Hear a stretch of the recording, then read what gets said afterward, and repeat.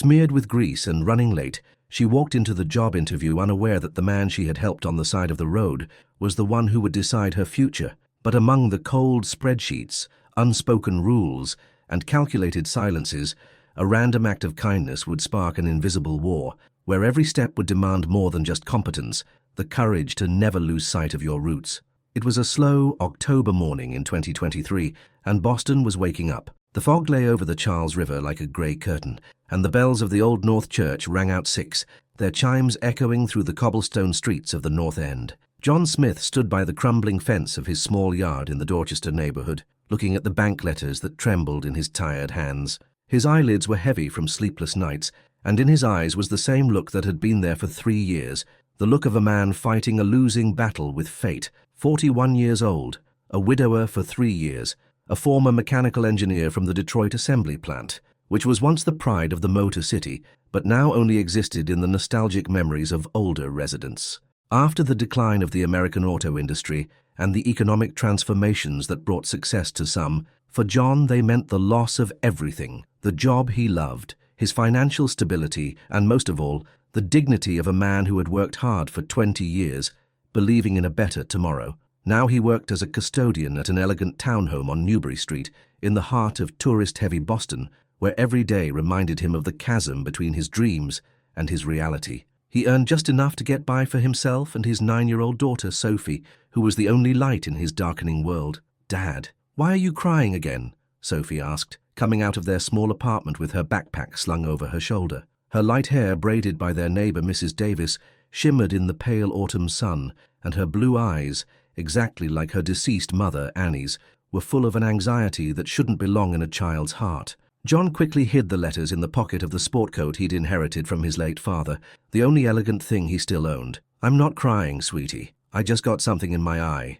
he answered, trying to smile, but the smile was like a cracked painting, beautiful from a distance, but up close you could see every fissure. "Don't lie, Dad," Sophie said with a maturity far beyond her years. She had been through what a child goes through, when they have to understand too early that the world is not always friendly. "I saw you reading those letters last night at the kitchen table. It's about money again, isn't it?" John's heart broke all over again. How was he supposed to explain to an 8-year-old that in 48 hours they would be evicted from the apartment he had rented for 20 years, that his modest custodian's salary was only $1,800 a month and wasn't enough to cover the rent increase to $3,000, that the owner of the townhome, a wealthy businessman from New York, wanted to turn their apartment into an exclusive tourist rental, that soon he might not have enough to feed his own child. "Everything's going to be okay, Sophie. God willing, we'll find a solution," he whispered, hugging her tightly and breathing in the scent of her hair, the only scent that still felt like home, like hope,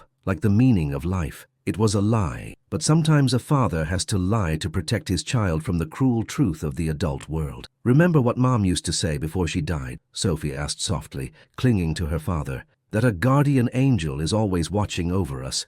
Maybe today our angel will do something for us?" John felt tears welling in his eyes. Annie, always Annie, even 3 years after her death, she was still present in their daily conversations, in their small rituals, in the hope of a child who believed that her mother in heaven was still looking after them.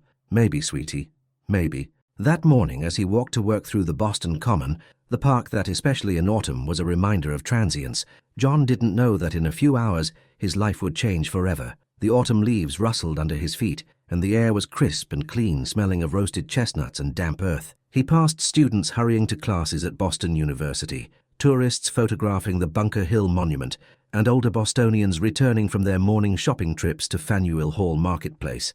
In front of the townhome on Newbury Street stood a gleaming grey BMW X5, one of those cars that cost more than John had earned in the last 3 years. A stylish woman in a long grey Burberry coat, worth half a custodian's annual salary, was pacing nervously beside the car. As he got closer, he saw that the woman was having trouble. The front tire was completely flat, and she stood helplessly with her cell phone in her hand, visibly stressed. Catherine White, the 31-year-old CEO of White Industries, one of the fastest-growing companies in the US, specializing in the production of aftermarket parts for German car brands, stood stranded beside her car. Her company employed over 500 people, had 7 factories in 3 states, and its annual revenue was $100 million. But at that moment, all that power was helpless against a flat tire. Today, she had the most important meeting of her 11-year career, negotiations with representatives of the Volkswagen Group that could double her company's value, a contract worth $100 million over 5 years. Such a success would open the doors to the American business elite.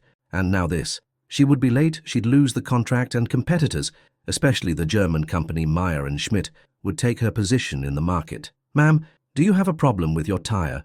John asked in English, approaching with the townhome keys in his hand. Catherine looked him up and down, older clothes, a tired face etched with lines of worry, hands grimy from his work as a custodian, but clean and well kept. In her world, she didn't interact with people like him. Her circle consisted of consultants in expensive suits, board members in designer jackets, investors with business cards from international corporations. "I don't think you can help," she replied, automatically assuming that a custodian wouldn't speak a foreign language. "I need professional help from a mechanic. I worked for 20 years as a mechanical engineer at the Detroit assembly plant," John replied in perfect English, his accent slight, but his words clear and precise. "I specialized in industrial machinery and material handling vehicles. I can change a tire. It's not a complicated operation." Catherine was surprised by his flawless English and the calm way he spoke about his past. She glanced at her Rolex watch. She had to be at the Boston Business Center skyscraper in an hour. In traffic, she could lose half an hour. A mechanic could take an hour, maybe 2, to get here. "All right," she said in a slightly softer tone, "but please be quick. This is a very important meeting." John took off his late father's sport coat, folded it carefully and placed it on a bench. He rolled up the sleeves of his white shirt, which Annie used to iron for him, and which he now had to wash and iron himself every week. He opened the BMW's trunk, took out the spare tire, jack and lug wrench. His movements were confident and efficient. Despite years of custodianship, despite the humiliating work of cleaning stairwells and changing light bulbs, he hadn't forgotten his skills. His hands remembered the precision of an engineer. His mind automatically analyzed the problem, planning the sequence of actions. In 15 minutes, the tire was changed perfectly. The lug nuts tightened with the right force. The wheel checked for balance. "How did you do that so fast?" Catherine asked, looking admiringly at the result. 20 years of experience," John replied, wiping his hands with an old rag he always kept in his pocket. "At the factory, we fixed vehicles heavier and more complicated than a passenger car." Catherine reached into her designer Louis Vuitton purse. "How much do I owe you? My name is Catherine White." "You don't owe me anything," John replied, putting on his coat. "If you can help, you should. That's what my father taught me." Joe Smith, also a factory worker. He used to say, "Son, life isn't about how much you have, it's about how much you've given." Catherine was surprised. In her business world, absolutely no one did anything for free. Every favor had a price, every act of help was an investment in future benefits, every conversation served to achieve a goal. But this man, "At least tell me your name," she asked. "John Smith. I'm the custodian in this townhome," he replied, pointing to the elegant 20th century building. "And you?" "Catherine White," she replied, offering her hand. When their hands met, a strange shiver went through her body. She couldn't explain it. His hand was rough from work, but his grip was firm and warm. "Good luck with your meeting," John said, smiling the first truly genuine smile he had managed in weeks. 2 hours later, while Catherine was triumphant in the glass conference room on the 20th floor of the skyscraper, securing the preliminary agreement with Volkswagen, John was sitting in the basement of the townhome, in the room that served as his custodian's office. He was counting his modest savings again, bills in denominations of $10, $20, $50, carefully stored in a coffee tin, a gift from Annie for their last Christmas. $823.30. That was all he had in the world besides his furniture, clothes and memories. The rent was $3,000. It wasn't enough. It wasn't even close to enough. That evening, Sophie sat at the kitchen table, doing her math homework in the light of an old lamp. Her notebook was meticulously kept, the letters written with careful precision. She was the best student in her class, but she never boasted about it, as if she sensed that the extra costs associated with education might be a problem for her father. "Dad," she said, not looking up from her notebook, "Katie from my class invited me to her birthday party.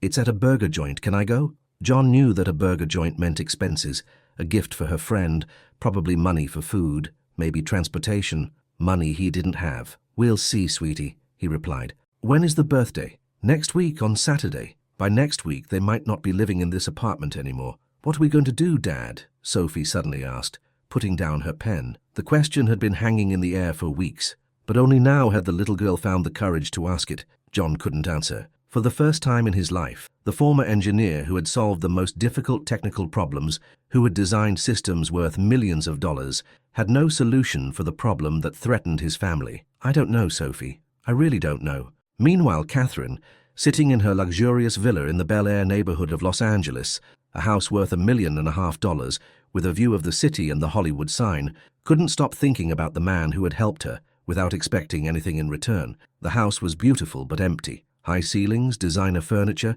contemporary art on the walls, but not a single family photo, not a single object with sentimental value. It was a house of success, not a house of love. She sat at her mahogany desk in her home office, reviewing financial reports, but her thoughts kept returning to John Smith. In her world, it was impossible. Everyone wanted something. Everyone had an angle. Consultants wanted higher fees.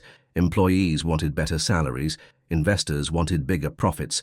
Competitors wanted her downfall. But this John Smith just helped. Without asking for a favor, without suggesting payment, without trying to make a business connection. It was so different from her daily life that it almost seemed unreal. The next day, on her way back from another business meeting, this time with potential investors from Switzerland, Catherine deliberately drove down Newbury Street. She saw John sweeping the courtyard of the townhome. He worked precisely and carefully, just as he had changed the tire yesterday. Every movement had a purpose, every action was performed with due attention. On a bench in the courtyard sat a little girl, thin but well cared for, in a clean, though clearly used, coat. She was doing her homework, her pencil moving rhythmically across the page of her notebook. "Good morning," Catherine said, stopping her car by the gate.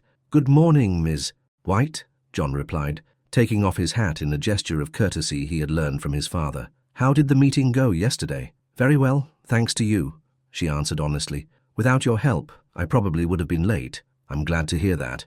"Is that your daughter?" she asked, pointing to the girl. "Yes, that's Sophie. Sophia Ann Smith," he added with pride in his voice. The little girl looked at the elegant woman with curiosity. Her eyes were intelligent and alert, the eyes of a child who had learned too early to observe adults and read their moods. "Good morning," she said politely, getting up from the bench. "Good morning, Sophie," Catherine smiled. "Is this the lady Dad helped with the tire?" "Yes," Sophie smiled. "Dad told me about it. He said you have a very important job." "Your dad has a very important job too," Catherine replied, "and he's very good at what he does." "Dad can fix anything," Sophie said proudly. "He used to be an engineer. He says an engineer has to be able to solve every problem, but some problems are harder than others," she added, with a seriousness that seemed too mature for her age. Something in the child's voice moved Catherine. It was a seriousness born from the experience of hardship, from a premature understanding that life isn't always easy. "You were an engineer?" she asked, though she already knew the answer. "I was," John replied shortly, clearly not wanting to elaborate on the topic in front of his daughter. "And why—" Catherine began, but stopped when she saw John's expression. "It's a long story," he said with a smile that didn't reach his eyes.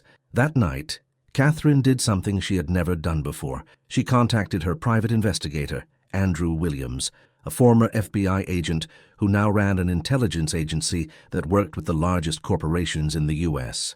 "I need full information on a certain person," she said over the phone. "Business or private?" Williams asked. "Private, but thorough." The report arrived by email the next day. Andrew Williams was precise. Confidential report, John James Smith. Personal data. Born 3/15/1982 in Detroit, son of James Smith, factory worker, deceased 2018, and Mary Smith née Johnson, housewife, deceased 2001. Education. University of Michigan College of Engineering. Specialization, Mechanical Design and Manufacturing. Graduated with honors 2005. Career history, 2005-2020. Detroit Assembly Plant. Position, Mechanical Engineer, later Senior Mechanical Engineer, responsible for the maintenance and modernization of production lines. Supervisor reviews, exemplary, no disciplinary records. 2020-2023, various odd jobs. Since 2022, custodian at the townhome on Newbury Street, 23. Family status, wife Ann Smith née Green, B. 1985, elementary school teacher in Boston, died 8/14/2020 of breast cancer. Length of illness, 18 months. Costs of private treatment, approx. $180,000. Sale of apartment, car, bank debt. Daughter, Sophia Ann Smith, B. 11 to 12, 2013, third grade student at PS 45, GPA 5.2, no unexcused absences. Financial status, income, $1,800 net per month, custodian's job. Fixed expenses, rent $1,800, raised 10/1/2023 to $3,000. Child support approx. $800 per month. Bank account status deficit, eviction threat real. Notes no criminal record, no issues with alcohol or drugs. Neighbors have a positive opinion. A good man, an exemplary father. Daughter is well cared for. Her academic results are very good. No compromising information. Catherine closed the report and looked out the window at the nighttime Boston skyline. For the first time in her life, she felt ashamed of her wealth. Her car cost more than John had earned in the last 3 years. Her monthly spending on clothes exceeded his annual income, but most of all she understood something else.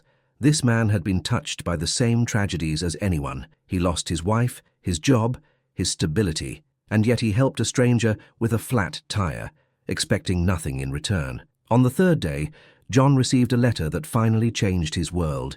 It was an official eviction notice with a sheriff's seal. The text was dry and impersonal, but its consequences were devastating. He had 48 hours to leave the apartment that had been his family's home for 20 years. "What now, Dad?" Sophie asked, seeing the tears in her father's eyes. She was sitting on the living room floor, surrounded by textbooks, but the lessons were forgotten in the face of the disaster that had just fallen on their home. "I don't know, sweetie. I really don't know," John replied, sinking heavily onto the old sofa he and Annie had bought 8 years ago, when they still believed in the future. That same afternoon, as John was packing his meager belongings into banana boxes he had brought from the nearby store, Catherine entered the townhome. This time she wasn't alone. She was accompanied by an elegant man in a navy suit, with a briefcase containing legal documents. "Mr. Smith," she said officially, but her voice trembled slightly. "I'd like to talk to you about a business proposal." John wiped his hands on his pants and adjusted his shirt. "I'm listening, Miss White." "My company, White Industries, is looking for a chief mechanic and engineer for a new auto parts factory in Boston. The position is called Chief Technical Officer. Salary, $8,000 net per month, plus performance bonuses, plus a company apartment of 800 square feet, plus full health insurance for your family, plus a company car." John stood as if struck by lightning. $8,000 was an amount he could only dream of. It was more than he had earned as an engineer at the factory 15 years ago. "But why?" he began, unable to believe his ears. "Because I checked your references," Catherine interrupted, opening the briefcase. 20 years of experience in heavy industry, specialization in German and Austrian machinery, impeccable supervisor reviews.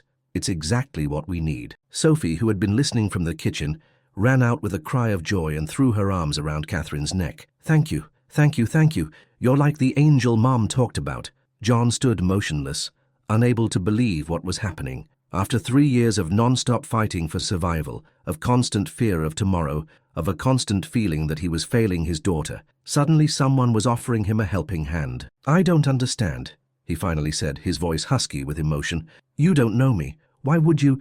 "Because when the whole world only looks out for themselves," Catherine replied, "you helped a stranger without expecting anything in return. Because I read your personnel files from the factory. For 15 years you were one of the best engineers at that company.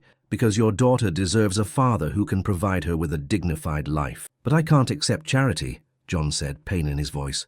"It's not charity," Catherine countered firmly. "It's an honest job for an honest wage. You will work 60 hours a week. You will be responsible for the safety and efficiency of machinery worth millions of dollars. If you don't do your job well, you will be fired." The man in the suit handed John the contract. "Please read it carefully. It's a standard at-will employment agreement." That evening, after all the papers were signed, John sat with Sophie in their new company apartment, a real 3-bedroom apartment with central heating, a full bathroom, and a kitchen equipped with modern appliances. Sophie had her own room for the first time in her life, a small but cozy space with a window overlooking the park. "Dad," she said, snuggling up to him on the sofa, "does this mean we'll never be hungry again? That we'll never have to move out again?" "Never, sweetie. Never again." But somewhere deep in his heart, John felt unease. People like Catherine White didn't do anything without a deeper reason. Was it really just about finding a good employee? And when a week later, he saw her standing in front of the factory, watching him work through the office window on the second floor, that unease only deepened. But for now, for the first time in 3 years, he could fall asleep peacefully, knowing that tomorrow his daughter wouldn't be hungry, that they would have a roof over their heads, that he could finally call himself an engineer again. Chapter 2. A week of work at Catherine's factory changed John's life beyond recognition. After 3 years of physical labor as a custodian, sweeping courtyards, changing light bulbs, fixing faucets, returning to engineering was like returning to life. His hands, accustomed to a broom and buckets, once again held precise measuring tools, micrometers, metric screws, and read technical drawings in a CAD system. The White Industries factory in the Charlestown neighborhood of Boston was a modern facility covering 50,000 square feet. It produced aftermarket parts for Audi, BMW, Mercedes-Benz and Volkswagen cars, oil filters, brake pads, clutch discs, suspension components, all with German quality certifications and under strict technological supervision. "Mr. Smith," said Andrew Johnson, the production manager, a man in his 50s with 40 years of experience in the automotive industry, "in 1 week, you've solved 3 problems that our previous mechanics had been struggling with for months. Milling machine number 3, the hydraulic system on the press, and that pesky bug in the cooling system. Everything's running like a Swiss watch." John just smiled, but for the first time in years he felt genuine professional satisfaction. It's not difficult when you have the right experience and when you can operate without financial pressure. But the truth was deeper. After years of undeserved unemployment and working below his qualifications, John finally felt needed, valuable. Machines didn't lie. They either worked or they didn't. The parameters were either within the norm or they weren't. Every morning he woke up with an enthusiasm he hadn't felt since his wife's death. His colleagues were initially reserved. After all, he had appeared out of nowhere, received a high-ranking position, a company apartment, and a salary higher than most of theirs, but he quickly earned their respect through his skills and approach to work. "Mr. Engineer," said Mary Taylor, an experienced machine operator, a woman in her 60s who remembered the days of the American manufacturing boom, "I haven't seen anyone understand machines like you do in a long time. You talk to them like they're people." "Because they're alive," John replied. "Every machine has its own personality, its own quirks, its own needs. You just have to listen to them." Sophie was also thriving. The new apartment was 3 times larger than their previous shoebox. She had her own room with a desk for studying, shelves for books, and even a small table for drawing. For the first time in years, she started laughing again, started making plans for the future again. "Dad," she said one evening as she did her homework at her new desk, "can I sign up for English classes?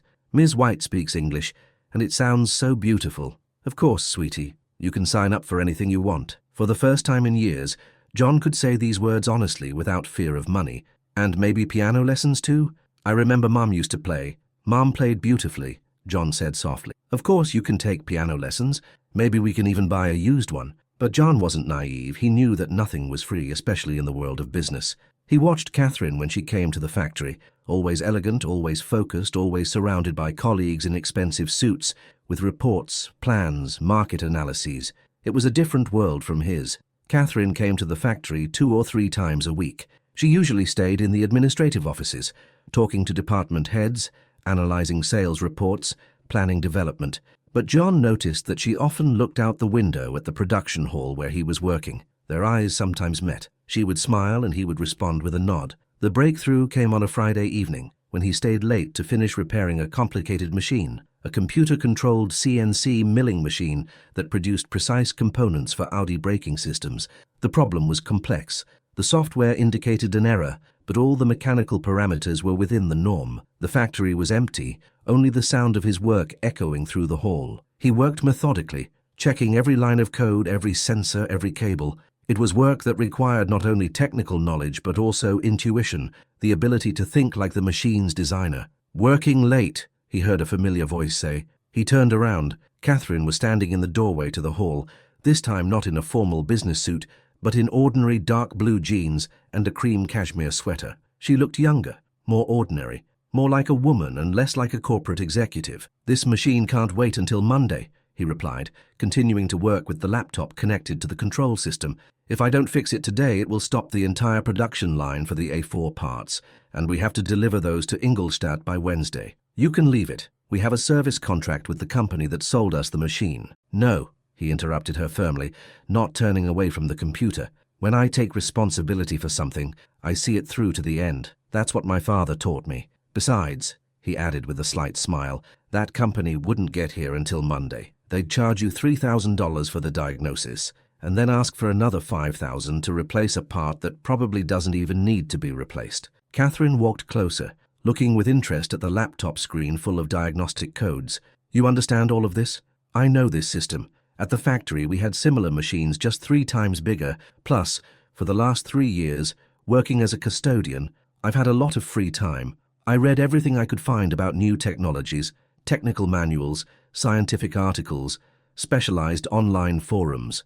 Will you tell me about your father? She asked suddenly, sitting on a plastic chair next to the machine. John thought for a moment, not stopping his work. James Smith, born in 1950 in Detroit, when it was still a great manufacturing city. He worked his whole life at the factory. He started as a regular worker, ended as a foreman. A tough man but honest. He never stole a dime, never harmed the weaker. What did he teach you? First and foremost, that physical labor is not shameful, that a man is worth as much as he gives to others, not what he takes. He used to say, son, you might not have money, but you have to have honor, because money can be lost and regained, but honor, once you lose it, never comes back. A wise man, Catherine said softly. He died 5 years ago of a heart attack. He lived to be 70, which wasn't bad for a factory worker. He didn't live to see his granddaughter. He didn't see me lose everything he taught me, how I had to beg for public assistance.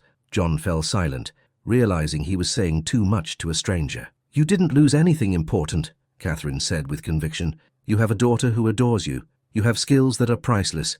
You have the honor your father spoke of. John looked at her, surprised. How do you know about my life? Catherine blushed slightly. I ran a background check before hiring. It's standard at the company. We check all candidates for management positions. Oh, John went back to work, but the atmosphere had become tense. For a few minutes they worked in silence. He on the code, she watching his concentration. Mr. Smith, Catherine finally said, can I ask a very personal question? You can. How do you feel about people like me? People who got lucky in business, who were making money while others were losing their jobs. The question surprised him. He put down his laptop and looked at her carefully. Why do you ask? Because I want to know. Because in my world, everyone wants something from me. Money, contacts, influence, political connections. And you helped me with that tire, not even knowing who I was. You didn't try to take advantage of the situation. You didn't ask for a business card. You didn't mention that you were looking for a job. John leaned against the machine and crossed his arms. Ms. White, I have nothing against rich people. I have something against dishonest people, whether they are rich or poor. You gave me a chance when no one else would. That's what matters. But, he hesitated. But, she encouraged him. But sometimes I wonder if it's a coincidence that you just happened to need help that day right in front of my townhome. If it's a coincidence that your company just happened to be looking for a mechanical engineer with experience like mine. Catherine was silent for a long time, playing with her purse strap. And does it matter? She finally asked. Doesn't the only thing that matters is that we're both happy with this arrangement? It matters, John answered firmly. Because I don't want to be anyone's social project. I don't want to be an object of someone's pity or guilt. But don't you feel resentment after everything you've been through? After losing your job, your wife, your home? John thought about the answer. It was a question he had asked himself every night for the last 3 years. Resentment? Sometimes. Especially when I look at Sophie and think about what I couldn't give her over the years. The trips we didn't take. The books I couldn't buy her. The extracurricular activities we couldn't afford. But resentment is poison, Ms. White.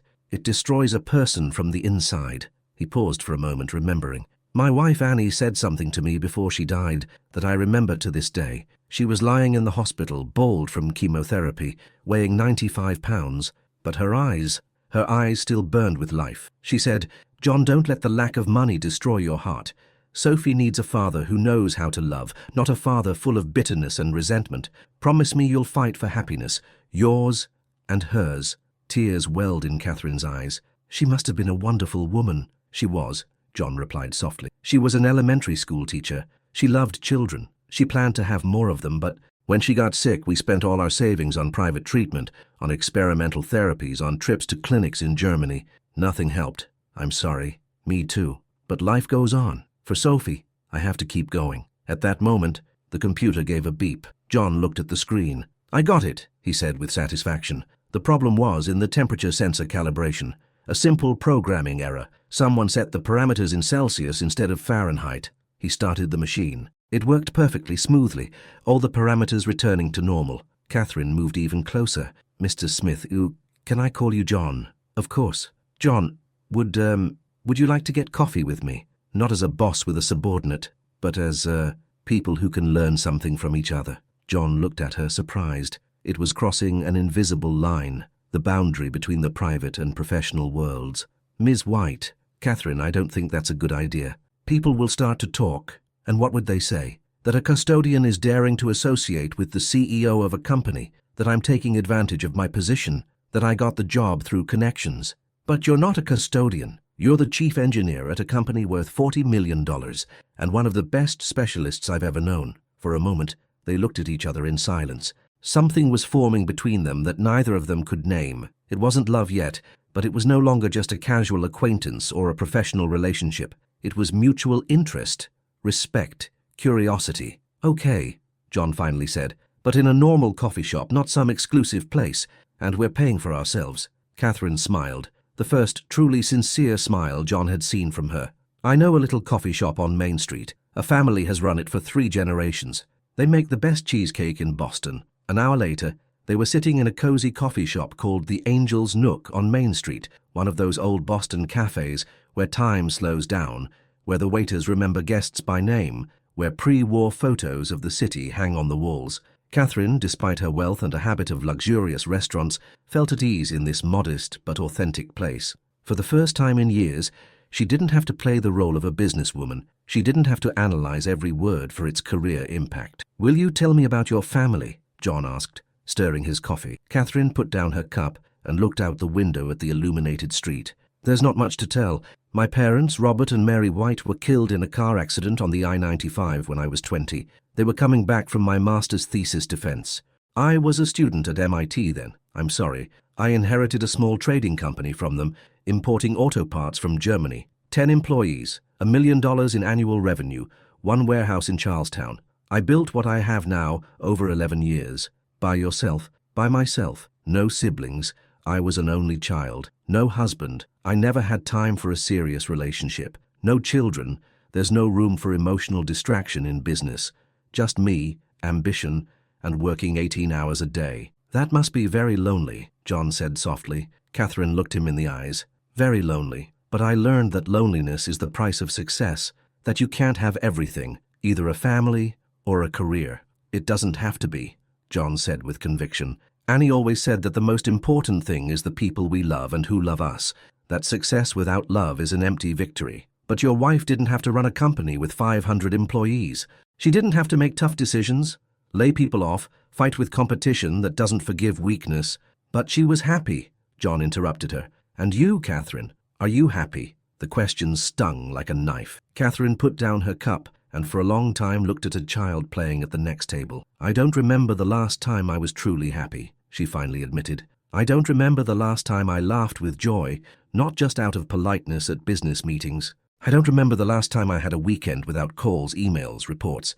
"Then maybe it's worth thinking about whether something needs to change." "Easy to say, harder to do. I have obligations to my employees, investors, clients, and obligations to yourself." They talked until 11 at night, discovering that despite their differences in social status and wealth, they had a lot in common: a love for Boston and its history, a passion for good literature, a concern for the future of the US and the world, a belief in the value of hard work. "Have you read Hemingway?" Catherine asked. "I have. For Whom the Bell Tolls was required reading, but I prefer Faulkner, The Sound and the Fury, As I Lay Dying. There's a certain dramatic intensity that fits our times.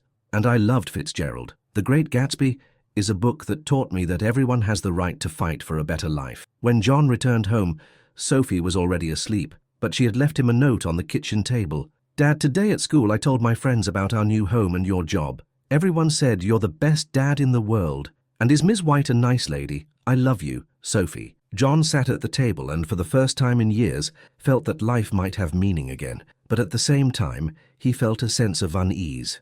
What was happening between him and Catherine? Was it just gratitude for being saved from financial trouble, or was it something more? And did he have the right to think about anything more than work and taking care of his daughter?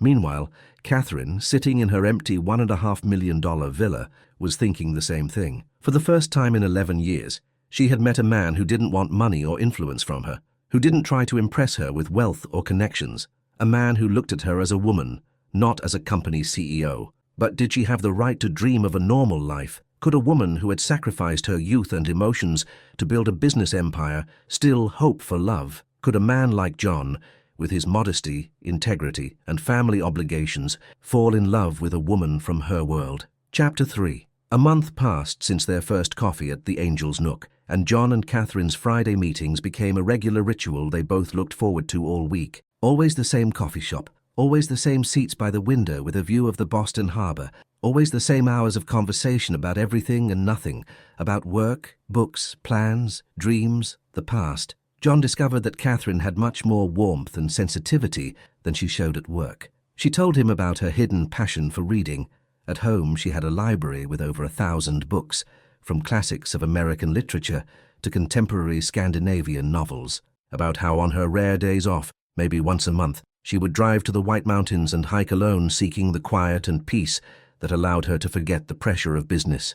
About how she dreamed of a trip to Tuscany, where she would like to spend a month reading books and learning Italian, but she never had the time. "I'll tell you something in secret," she confessed one evening when they were sitting in the almost empty coffee shop. "When I was a child, I dreamed of becoming a teacher. I wanted to teach children history. I loved telling stories about kings, battles, old times." And what happened? What usually happens? Adult life. When my parents died, I had to take over the company. I didn't have a choice.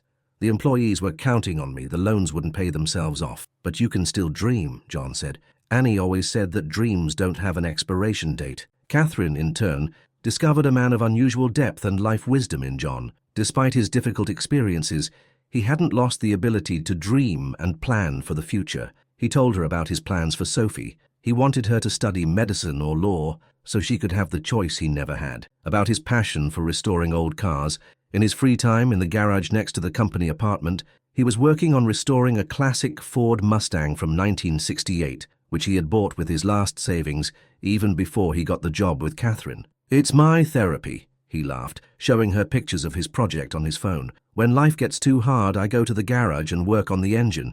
Metal doesn't lie. It doesn't cheat. It doesn't have hidden intentions. It either works or it doesn't. Everything is clear." "And me?" Catherine asked. "What do I do when life gets too hard?" John looked at her carefully, having already learned her expressions and gestures. "You work even more." "How do you know?" "Because I did the same thing after Annie died.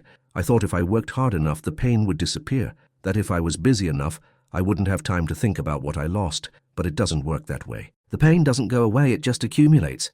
That evening, on her way home, for the first time in years, Catherine didn't go to the office for extra work. Instead, she stopped at the Wordsworth bookstore on Brattle Street and bought a book by Cormac McCarthy, which John had mentioned during their conversation as one of his favorites.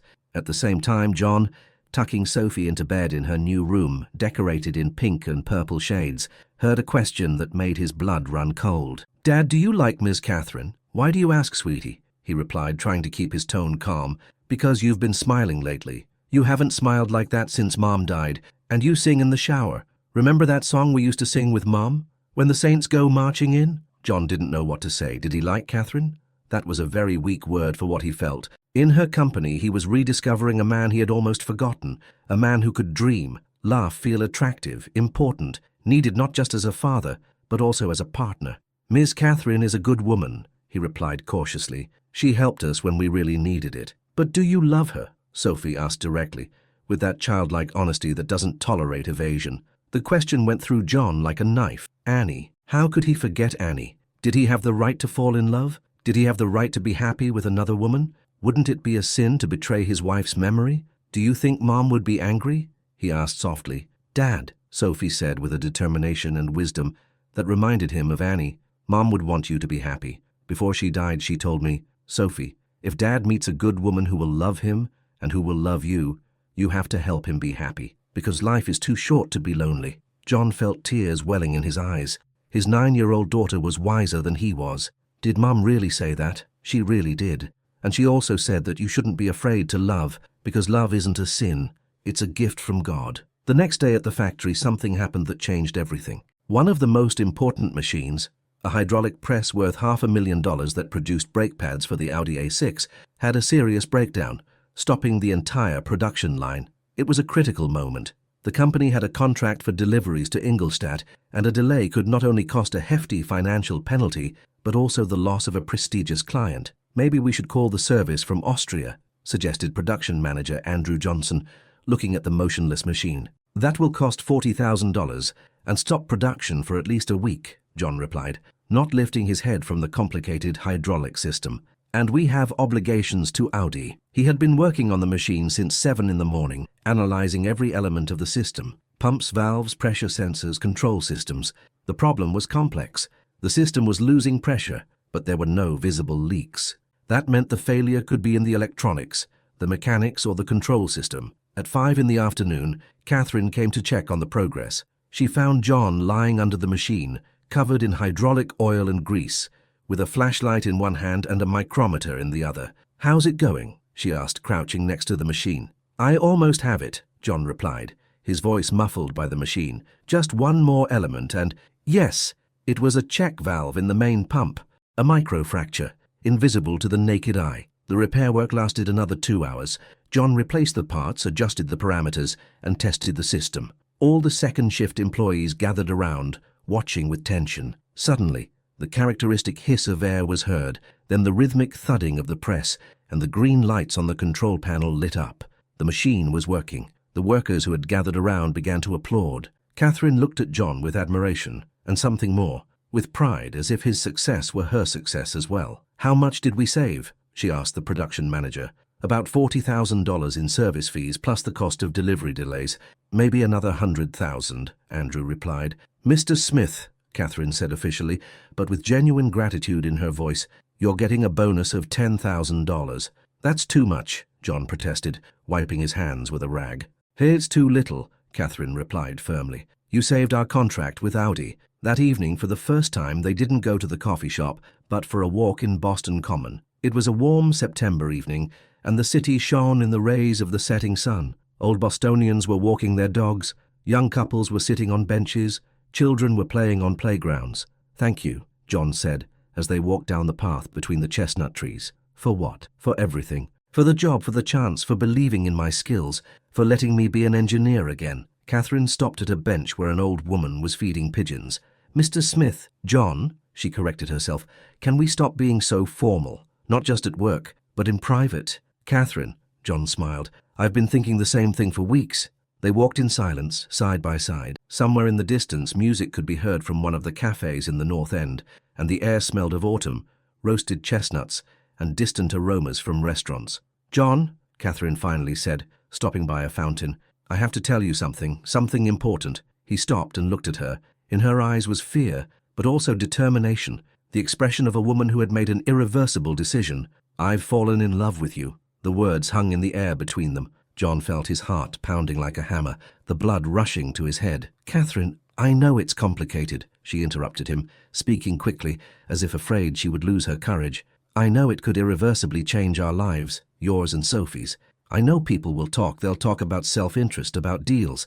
I know we're different in our backgrounds, our status, our experiences, but I can't pretend this is just friendship or gratitude anymore." John stood motionless, fighting his own feelings. For 3 years after Annie's death, he had lived like a robot. Work, home, Sophie, sleep, work again. He hadn't allowed himself to dream about the future, about companionship, about love. "And now, I've fallen in love with you too," he finally said softly, but clearly. Catherine felt her legs give way. "Really? Really? But I'm scared, Catherine. I'm scared I'll destroy what we have. I'm scared I'm not good enough for a woman like you. I'm scared that people from your world will never accept a man with my past. I'm the one who's scared I'm not good enough for you," she replied with tears in her eyes. "You know how to love. You know how to be a father. You know how to build real relationships with people. All I know how to do is manage, make money, and make business decisions." John took her hands in his.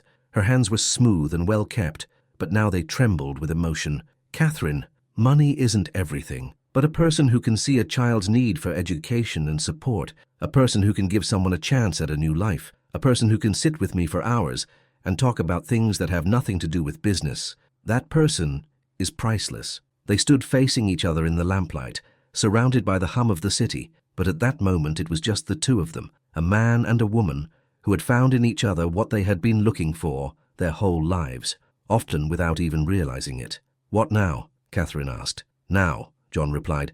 "We have to talk to Sophie. If this is going to be real, if it's going to be a true relationship, not a secret, she has to accept it and be a part of it." "And what if she doesn't accept it?" John thought about the answer. "Sophie is a smart kid. If she sees that I love you and that you love me, and I hope you'll love her too, she'll give us her acceptance." "I already love her," Catherine said honestly.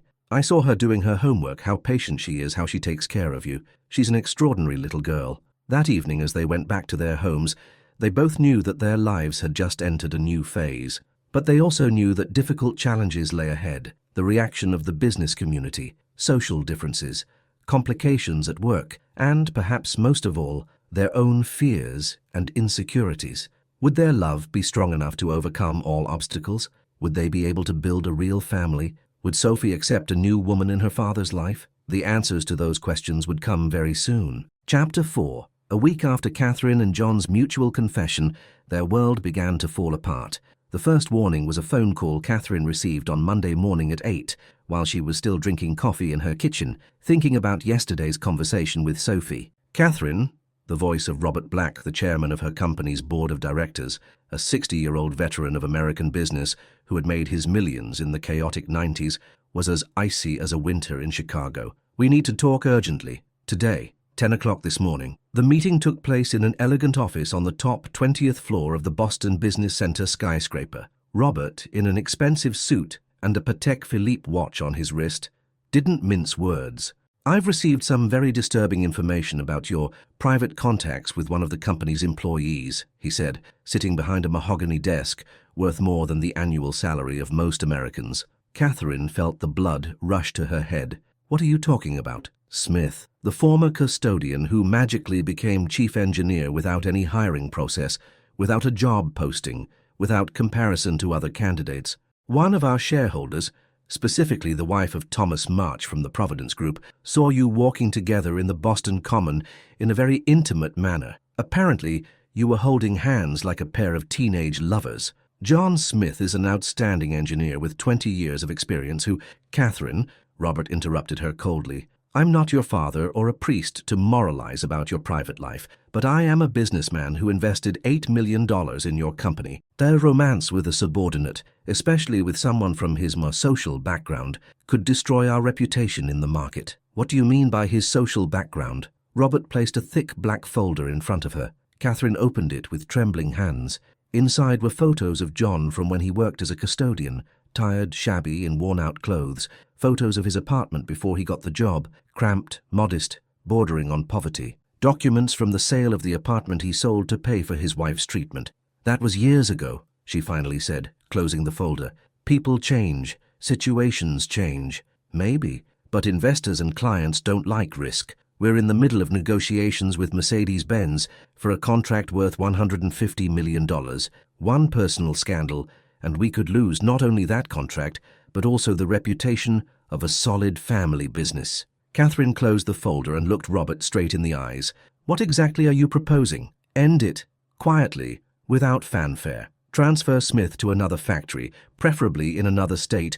We have a plant in Portland. Pay him a severance package, maybe a bonus for his work so far.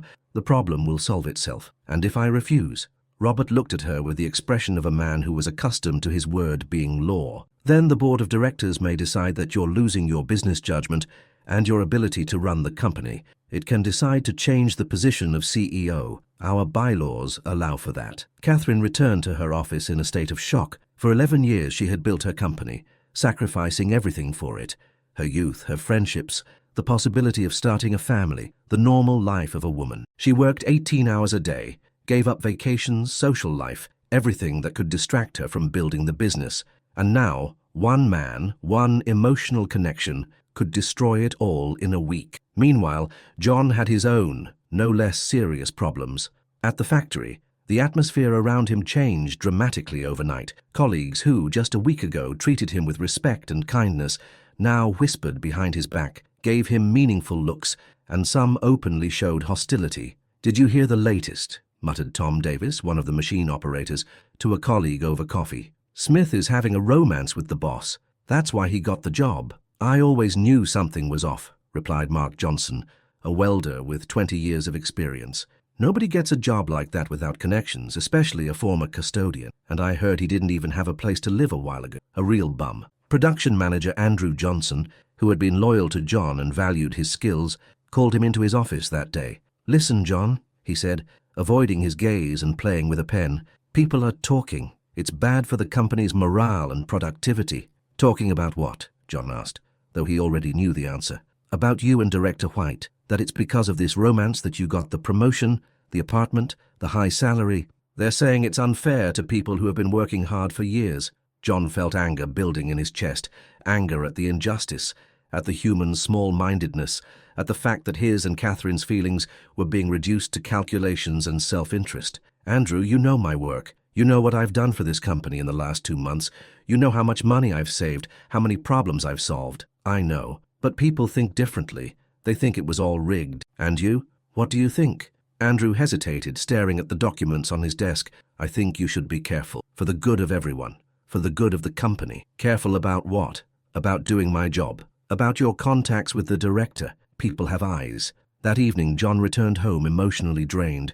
Sophie immediately noticed his state. After 3 years of living with a father who had to hide the worst problems from her, she had learned to read his moods. "What's wrong, Dad? You look like you got punched."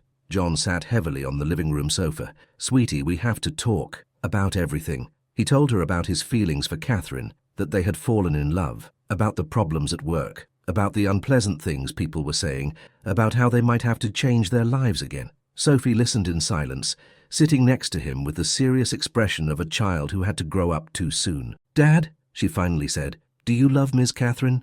"Yes." "And does she love you?" "Yes." "And does she like me too?" "She likes you very much. Yesterday I talked to her about you. She said you're the smartest little girl she's ever met." Sophie thought for a moment, then said something that surprised him to his core. "Then fight for her, Dad." "Sophie, it's not that simple. People from her world and people like us." "Dad," Sophie interrupted him with a determination that reminded him of Annie in her best moments. "Mom died because she was sick. It wasn't true that people die because God needs them. She just got sick. But you don't have to die from sadness for the rest of your life. If you love Miss Catherine and she loves you, nothing else matters. But people are saying, people always say things. Remember when we lived with Mrs. Davis downstairs and she told everyone that you were lazy, and that's why you didn't have a job. And now they see that you're the best mechanic in the whole factory." That night, neither of them slept. John tossed and turned in bed, thinking about Catherine, about whether he had the right to destroy her career for his own happiness, about what would happen if he lost her. Catherine walked around her villa, calculating the losses she might incur if she chose love over business security. The next day, neither of them showed up for work. John, for the first time since getting the job, took a day off without explaining the reason. Catherine, unable to reach him by phone, drove to his house in the afternoon. She found him sitting in the garage next to his old Mustang, but this time he wasn't fixing it. He was just sitting on a stool and staring into space. "John," she said softly, walking into the garage. He looked up at her. His eyes were red from unshed tears and sleepless hours.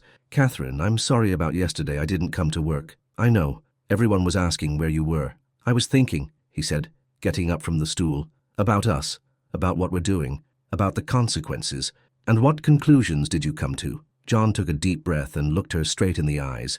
"The conclusion that I love you too much to destroy your life." Catherine felt the world stop around her. "What does that mean?" "It means maybe we should end all of this before it's too late. Before you lose your company, your reputation, everything you've worked for 11 years. What about what we feel?" "Feelings fade," he said, lying so much that he didn't even believe it himself. "Business stays.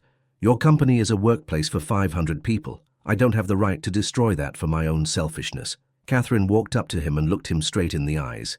"John Smith, are you breaking up with me?" "I'm trying to protect you." "From whom? From what?" "From people who will say I'm a gold digger who took advantage of his situation. From investors who will consider you an unreasonable woman, guided by emotion instead of reason. From—" Catherine silenced him by putting her finger on his lips. "And who do you want to protect me from?" she asked. John was silent, but his eyes said everything. "You want to protect me from happiness, from love, from the life I've dreamed of for the last 11 years, but was too scared to fight for. Catherine, you don't understand the whole situation. Robert Black came to my house this morning. He offered me $100,000 in severance and a job in Portland in exchange for breaking up with you." Catherine turned pale. "And what did you say?" "That I had to think about it." "Are you thinking about it?" John looked at his daughter, who was watching their conversation through the kitchen window, then looked at Catherine. "No, I'm not thinking about it. I'm thinking about how to fight for us. But I don't know if I have the right to risk you losing everything you have." Catherine threw her arms around him. For the first time since yesterday, she felt she could breathe. "Then we'll fight together," she whispered. "Together," John agreed. But they both knew that the real battle was just beginning. Robert Black was not a man who gave up easily, and the business world did not forgive weakness or sentiment. Chapter 5. The next 2 weeks were like hell on earth. Robert Black, a man who for 30 years had learned that there was no place for feelings in business, used all his influence and connections to destroy John and Catherine's relationship. For him, it wasn't just a business problem, but also a personal insult. No one could defy his will, especially a woman he considered his protégée. First, anonymous letters appeared, sent to all the company's shareholders, suggesting that Catherine was losing her business judgment and making decisions based on emotion instead of rational thought. Each letter was carefully written, with specific financial examples, with references to cases of other companies whose directors got lost in romance at the expense of the shareholders. Then came an article in the local business newspaper, the Boston Business Daily, about romances in high business circles, which didn't name names, but anyone who knew the community knew what it was about. The author of the article, a journalist named Martin Black, was known for being persuaded with the right amount of money to write just about anything. When the heart takes control of business, everyone suffers. Employees, clients, shareholders, Black wrote. Modern management requires cool professionalism, not romantic impulses. At the factory, the atmosphere became unbearable. Most of the employees openly showed their dislike for John. His tools disappeared, reports were sabotaged, and machines mysteriously broke down right after he fixed them. Someone even left a note in his locker in the changing room that said, "Gold digger, go back home." "Maybe we really should give up," John said one evening, sitting with Catherine in their favorite coffee shop, the Angel's Nook, which was now the only safe place for them in all of Boston. "Never," Catherine replied firmly, but exhaustion was audible in her voice. "I built this company for 11 years. I won't let a bunch of old conservatives dictate who I can love. But what's our alternative? Robert has a controlling stake. He can fire you at any time. He has connections in the media, in the business community." Catherine smiled enigmatically for the first time in weeks. "Maybe he doesn't have as much control as he thinks." "What do you mean?" "For years, while Robert focused on big contracts and contacts with corporations in New York, I focused on people, on the employees, on the small shareholders, on the local community, on the suppliers and customers. Maybe the time has come to see who they're really on the side of." The next day, Catherine called an extraordinary meeting of all company employees. Robert tried to cancel it, using his influence on the board of directors. But it was too late. The information had already spread throughout the company, and employee rights in the US allow people to have such a meeting. 300 employees gathered in the factory hall, all from the 3 shifts.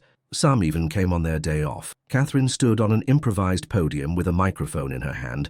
Next to her, John, pale but determined. Robert sat in the first row with a few members of the board of directors, with the expression of a man certain of victory. "Friends," Catherine began, her voice echoing through the entire hall, "I want to tell you a true story. A story about how I met the man who changed my life." She told everything from the beginning. About the flat tire, about John's help, who didn't know who she was, about how in 2 months he solved technical problems that previous mechanics had been working on for years, saving the company hundreds of thousands of dollars.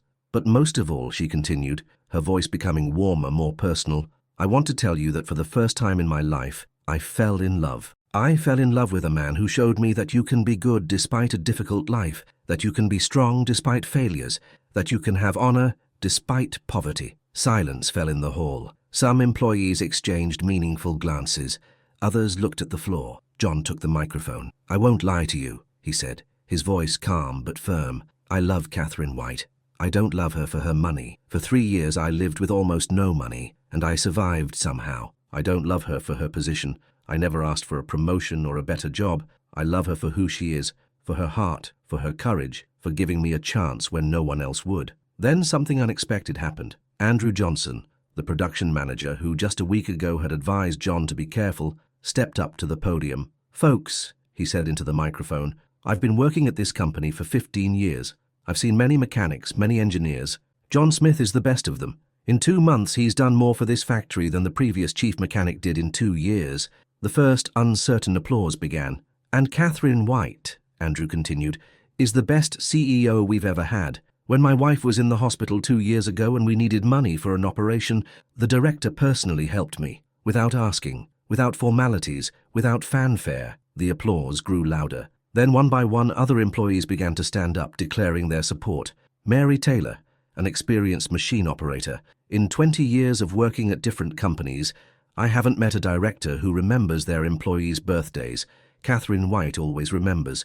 James Johnson, an older worker with 40 years of experience.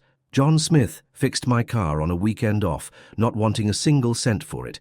He said, "If you can, you help." He's a man of honor. Teresa Wilson, an accountant. When the company went through a crisis 3 years ago, Director White cut her own salary in half so she wouldn't have to lay off employees. I found out about it by accident. Robert, watching the entire gathering, understood that he had lost the first battle, but he still had other cards to play. That same evening, a strange man in a suit knocked on John's apartment door, elegant, but with the cold eyes of a person accustomed to performing unpleasant tasks. "Mr. Smith, I'm David Collins from Child Protective Services. We have a report that you are not providing your daughter with appropriate conditions for her development." John felt the ground give way beneath his feet. "What are you talking about?" "Information that you are involved in a controversial emotional relationship with your superior, which may negatively affect the child's psyche. Furthermore, you are allegedly using a company apartment on unclear terms. We have to conduct an inspection." Sophie, who had heard the conversation through the ajar door of her room, ran out crying, "Dad, who is that? What does he want?" "Nothing's wrong, sweetie. Go back to your room." "No," Sophie cried through her tears. "I won't let anyone hurt my dad. My dad is the best dad in the world." The inspector looked at the little girl. She was well dressed, well cared for. The apartment was clean and cozy, full of children's books and educational toys. "Miss Smith," he said gently, "does your father take good care of you?" "My dad is the best person in the world," Sophie replied firmly, wiping away her tears. "He loves me. He feeds me. He helps me with my homework. He reads me books. He buys me everything I need for school." "And what do you think of Ms. White?" "Ms. Catherine is a very nice lady," Sophie said with conviction. "She buys me books. She tells me about different countries. And Dad smiles when he talks to her. I haven't seen Dad smile since Mom died. Is it bad that Dad is happy again?" The inspector looked around the apartment carefully. Sophie's room was decorated with love, full of children's drawings, school awards, family photos. Her homework was neatly done on the desk. "Mr. Smith," he finally said, packing the documents into his briefcase, "someone really wanted to hurt you by filing this complaint. But it's clear to see that your daughter is happy, well cared for, and raised with love. The case is being closed without further action." When the inspector left, John sat heavily on the sofa, overwhelmed by a mixture of relief and fury. It was another attack from Robert, this time hitting what he held most dear in the world. "Enough," he said to himself out loud. He called Catherine. "We have to end this war, once and for all. Today he tried to take Sophie away from me." "What?" Catherine's voice was filled with terror. "He sent an inspector from Child Protective Services. Fortunately, the man was honest and saw it was a provocation. John, No, Catherine, now I'm talking. Tomorrow we're holding a press conference. We'll tell everyone what really happened, without hiding, without shame, without apologizing for our feelings." Catherine was silent for a moment. "You know this could destroy my company. I could lose everything." "I know, but it can't be worse than what we have now. And if you love me as much as I love you, we should fight together until the end." "Let's do it," she said firmly. That night, they both stayed awake, preparing for the most important speech of their lives. In the morning, they would stand before journalists and tell the world their story, uncensored, uncalculated, without fear of the consequences. Would the truth be strong enough to defeat an intrigue, money, and social prejudice? Chapter 6. The conference room at the Sheraton Grand Hotel in Boston was packed. Journalists from all the local newspapers and TV stations came, reporters from the New York Times and the Wall Street Journal, correspondents from business networks. The story of a CEO's romance with the former custodian became a juicy topic, not only for local media but also for national ones. In an era when politicians' scandals are boring and showbiz stars are predictable, a true love story always finds an audience. Robert Black sat in the first row with a few members of the board of directors and the company's lawyer. His face had the satisfied expression of a man who was convinced that this conference would be the final nail in Catherine's coffin. Next to him sat representatives of competing firms who were already preparing to take over White Industries' best clients. Catherine walked onto the stage in a simple black dress. Without jewelry, without makeup, she looked like a woman who had put everything on the line and was prepared to accept any outcome. Behind her walked John in his best suit, holding Sophie's hand. Sophie was in a light pink dress. "Ladies and gentlemen," Catherine began, standing in front of the microphones, "my name is Catherine White, and for 11 years I've run White Industries. Today I want to tell you a story that might change your perspective on what is truly important in life, on love, honor, and courage." She told everything from the very beginning, hiding no details, about the flat tire that changed their lives, about John's help, who didn't even know who she was, about how she discovered that this humble custodian was an outstanding engineer who had lost everything because of the unfavorable times of economic transformation, about how they slowly got to know each other, how she became convinced that true wealth is not the money in a bank account, but the people we love, and he understood that failure is not the end of the world. "I fell in love," she said at last, her voice trembling slightly, but with strength in it. "For the first time in my life, at the age of 31, I met a man who taught me that true success is not the number of zeros in a bank account, but the ability to share joy and sorrow with another person." John took the microphone, his hand also trembling, but his voice was calm and firm. "My name is John Smith," he said, looking straight into the cameras. "I'm the son of a factory worker, a widower, the father of a 9-year-old daughter. I was an engineer, I lost my job, and for 3 years I worked as a custodian to survive. I'm not ashamed of my past. Every day of fighting for dignity, every day of working for pennies for my daughter, every day of praying for a better tomorrow, all of it made me who I am." Absolute silence fell in the room. The cameras recorded every word, every gesture.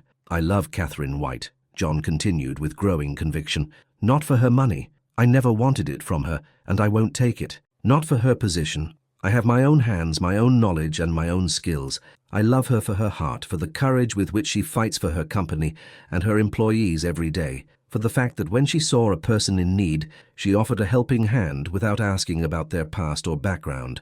Then Sophie spoke. No one expected it, a 9-year-old child who went to the microphone with a determination that surprised everyone. "Good morning," she said in a childlike but clear voice. "I'm Sophia Smith. My mom Ann died when I was 6. For 3 years, me and my dad were very poor. Sometimes we didn't have anything for dinner. Sometimes Dad cried, thinking I was asleep. But Dad never stopped loving me and never stopped fighting for us." All that could be heard in the room was the rustle of cameras and the tapping of journalists' laptop keyboards. "Ms. Catherine is a good lady," Sophie continued with the simplicity of a child who can't lie. "She buys me books. She tells me about different countries.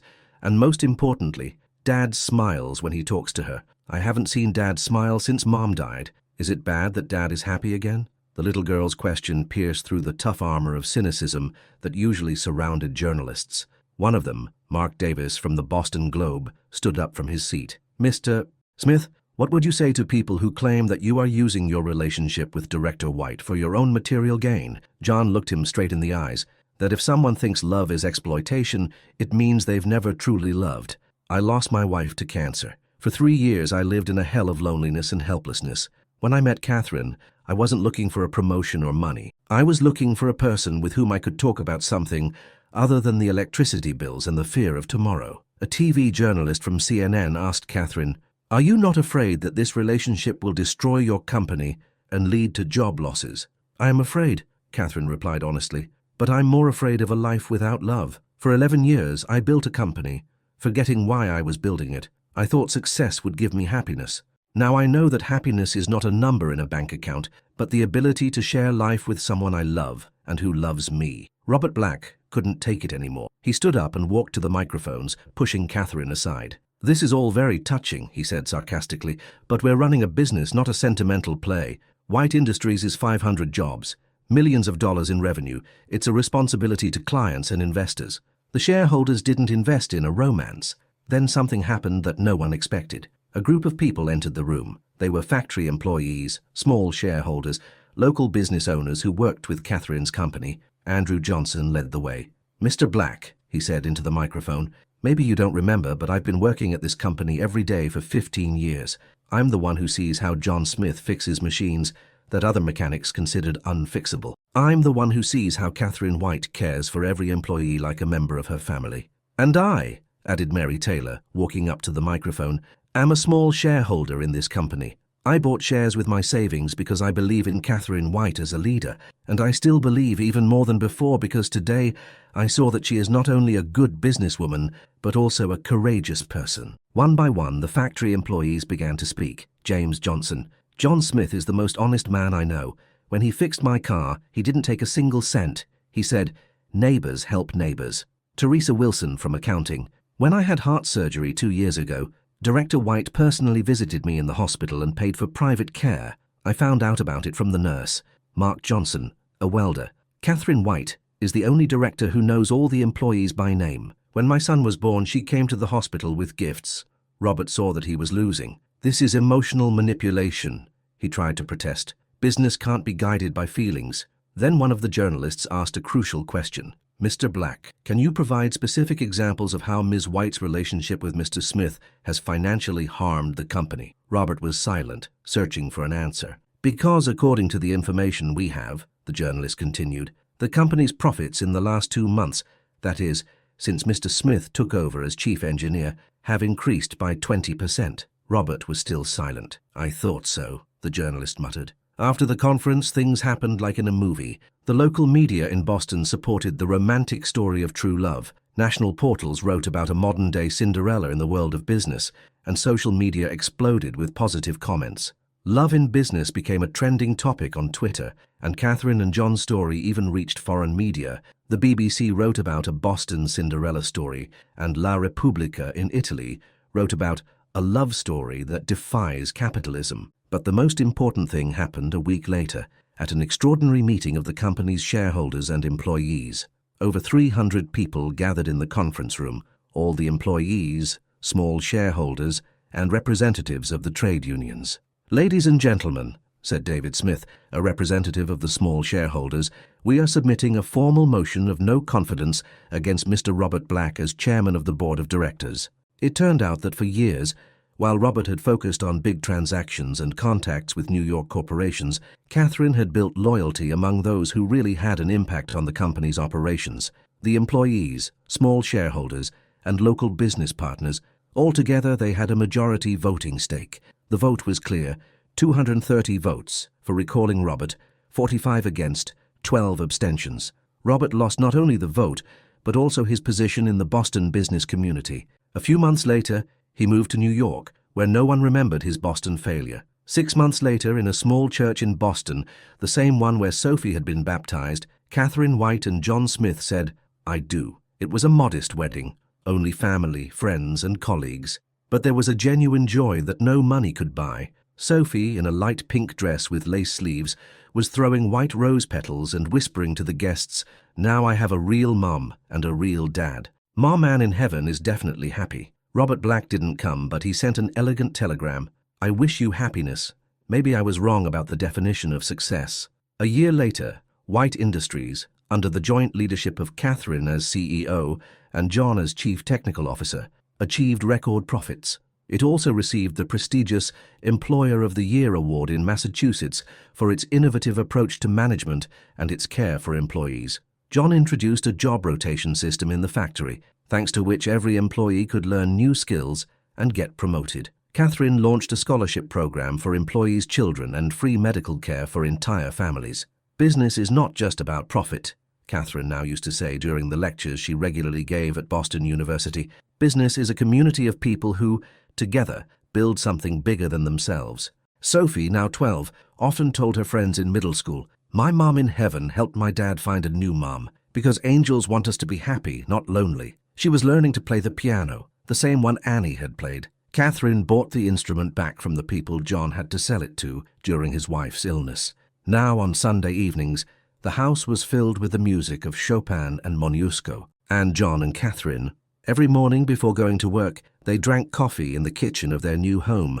Not a $1 million villa, but a cozy house with a yard where Sophie could play with the dog she got for her birthday. "You know," John said one March morning, looking out the window at the garden coming to life, "sometimes I think if it wasn't for that flat tire—" "It wasn't an accident," Catherine interrupted him, kissing him on the cheek. Annie was right. A guardian angel was really watching over you, over all of us.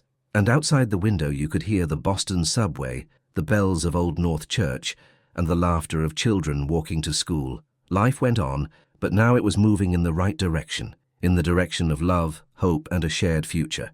In the living room on the mantelpiece stood 3 photos, Annie with a small Sophie, John with Catherine on their wedding day, and all 3 of them together, John, Catherine, and Sophie, as a family. Because true love doesn't replace the past, it builds the future on its foundations. Would you have the courage to fight for your happiness despite obstacles and social prejudice? Share your thoughts below.